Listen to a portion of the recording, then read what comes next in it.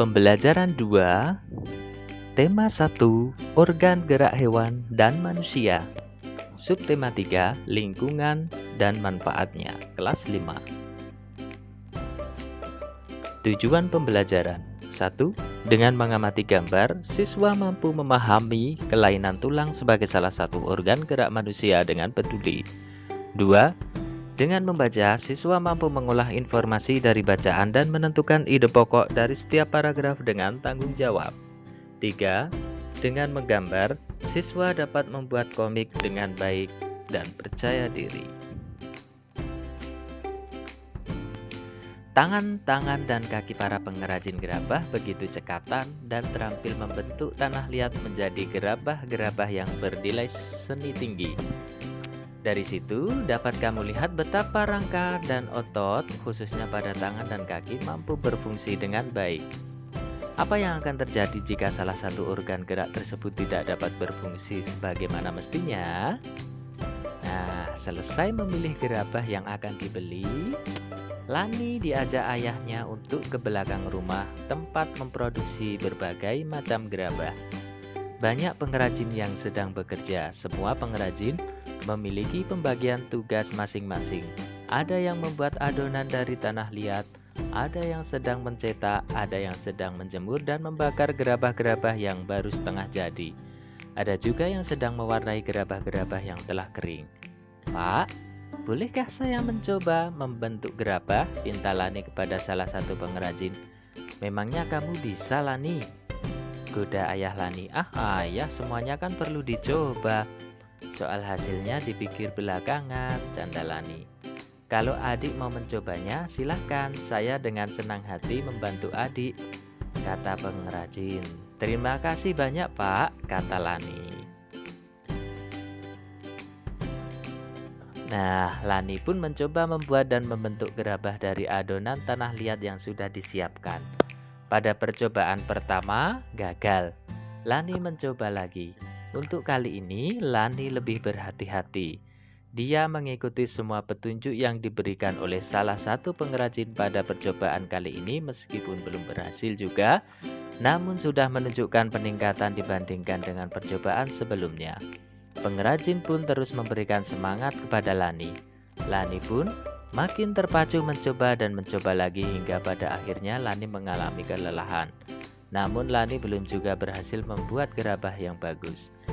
"Dik Lani, tahukah kamu penyebab kamu gagal membuat gerabah yang bagus?" "Ya, karena tangan dan kakimu kurang terampil. Pergelangan tangan dan jemarimu masih terlalu kaku dalam membentuk gerabah. Adapun kakimu kurang kuat dalam memutar alatnya," jelas pengrajin. "Oh, begitu ya, Pak. Ternyata ada pengaruhnya juga ya, kemampuan dan keterampilan tulang dan otot menghasilkan gerabah dengan bentuk yang bagus." "Oh, betul sekali, Lani. Dalam setiap bidang diperlukan kemampuan dan keterampilan." Nah, Lani, perlu diingat bahwa setiap gerakan dan setiap kegiatan yang kita harus lakukan harus kita lakukan dengan benar agar tidak terjadi gangguan atau kelainan pada organ gerak kita. Jangan melakukan kegiatan yang terlalu membebani kerja organ gerak kita. Nah, coba kamu perhatikan pengrajin tua itu. Kasihan sekali tubuhnya sekarang bungkuk. Pada mudanya dulu dia terus memaksakan tubuhnya untuk bekerja tanpa memperdulikan waktu istirahat. Sejak muda dia sudah menjadi pengrajin gerabah. Waktunya dihabiskan untuk selalu membungkuk membentuk gerabah-gerabah pesanan. Dia pengrajin yang rajin dan bekerja keras. Namun sayangnya dia melupakan waktu untuk istirahat. Pada akhirnya kini tubuhnya menjadi bungkuk. "Benar sekali, Lani," kata ayah. "Tulang pengrajin itu lelah mengalami kelainan atau gangguan sehingga tidak bisa lagi bekerja sebagaimana mestinya," tambah ayah Lani. Nah, dari cerita tersebut kita akan mempelajari tentang macam-macam kelainan pada organ gerak pasif atau tulang. Yang pertama adalah fraktura atau patah tulang. Kelainan pada tulang akibat kecelakaan, baik kendaraan bermotor atau jatuh. Dibedakan menjadi dua, yaitu fraktura yang tertutup atau patah tulang yang tidak sampai merobek kulit atau otot, dan fraktura yang terbuka atau patah tulang yang merobek sampai menembus kulit atau otot.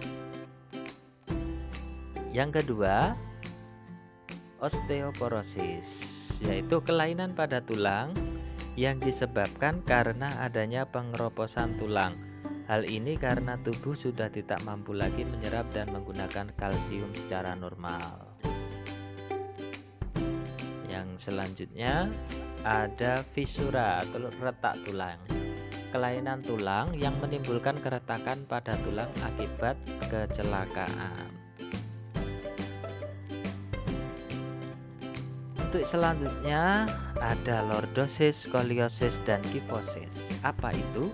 Lordosis, kelainan tulang karena sikap duduk yang salah sehingga tulang belakang melengkung pada daerah lumbalis.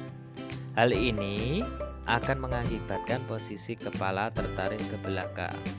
Skoliosis, kelainan tulang karena sikap duduk yang salah sehingga tulang belakang melengkung ke arah samping. Hal ini akan menyebabkan badan akan bengkok membentuk huruf S. Kifosis, kelainan tulang karena sikap duduk membungkuk sehingga tulang belakang membengkok ke belakang. Nah, sekarang coba kamu amati kembali gambar tentang kelainan organ gerak manusia, terutama lordosis, skoliosis, dan kifosis. Amatilah bentuk tulangnya dari masing-masing gambar tersebut. Kemudian buatlah model sederhananya dengan menggunakan tanah liat.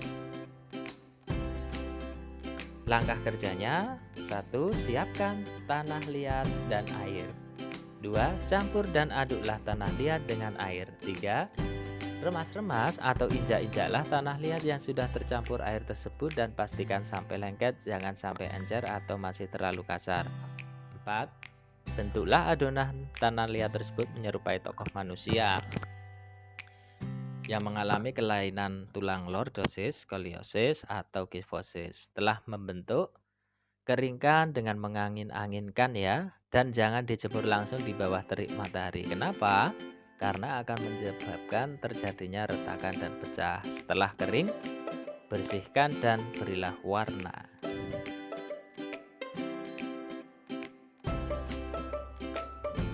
Nah, semua organ dalam tubuh kita, termasuk organ gerak, harus terus kita jaga. Kita harus selalu memperhatikan setiap gerakan yang kita lakukan. Setiap gerakan harus kita lakukan dengan benar untuk menghindari terjadinya gangguan dan kelainan pada organ gerak kita, khususnya tulang. Silahkan membaca dengan judul Posisi dan Sikap Duduk yang Benar dan Sehat.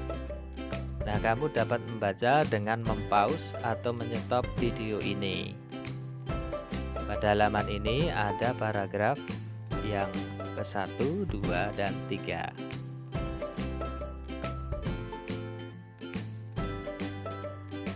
Untuk selanjutnya yaitu paragraf ke-4, 5, dan 6. Silahkan mempause video ini untuk membaca.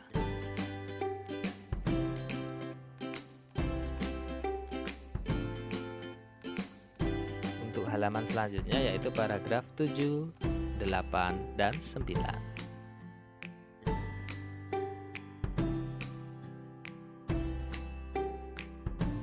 Nah, dari bacaan tersebut temukan ide pokok masing-masing paragrafnya ya.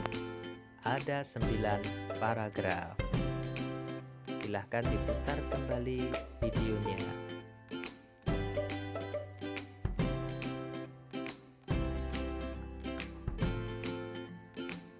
Coba perhatikan gambar berikut ini. Nah, kamu sudah membaca bacaan tersebut tadi ya. Tentunya kamu sudah memahami isi bacaan tersebut.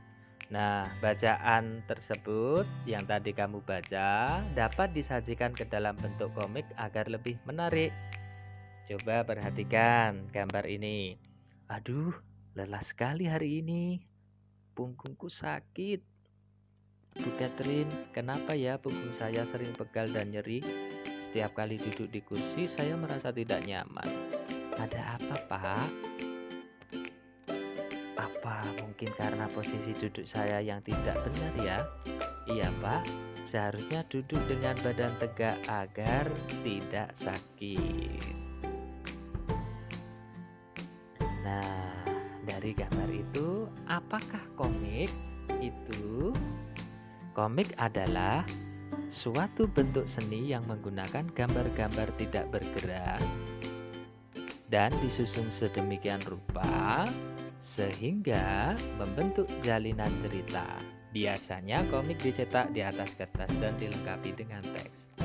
Teks dalam komik berfungsi untuk menjelaskan, melengkapi, dan memperdalam penyampaian gambar secara keseluruhan. Teks atau kata-kata biasanya disajikan dalam gelembung-gelembung yang diserasikan dengan gambar. Sekarang giliranmu. Buatlah komik dengan memilih salah satu tema berikut ini ya. Sikap dan posisi membaca yang benar. 2. Temanya proses pembuatan gerabah. Dan yang ketiga, olahraga. Nah, ini contoh yang tadi komiknya seperti ini. Nah, silahkan mencoba untuk membuat komik. Untuk pembelajaran hari ini dicukupkan untuk sekian dan sampai berjumpa pada pertemuan selanjutnya. Terima kasih.